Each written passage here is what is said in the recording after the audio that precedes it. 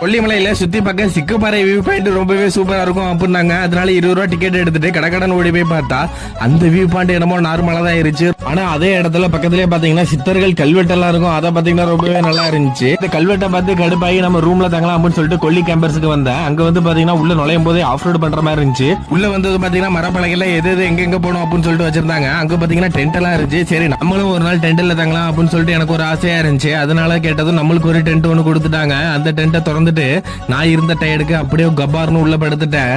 அப்புறம் ஒரு நைட்டு ஃபுல்லா இதுலயே தூங்கிட்டு அதுக்கப்புறம் விடிய காலையில எழுந்திரிச்சோடனே வியூ வந்து பாத்தீங்கன்னா அவ்வளவு அற்புதமா இருந்துச்சு. அதுக்கப்புறம் பக்கத்துலயே ஊஞ்சல்லாம் ஆடிட்டு அங்கே பிரேக்ஃபாஸ்டும் ரெடி பண்ணாங்க. என்னன்னு பாத்தீங்கன்னா இட்லியும் பொங்கலும் தந்தாங்க. சாப்பிடும்போது சூப்பரா இருந்துச்சு.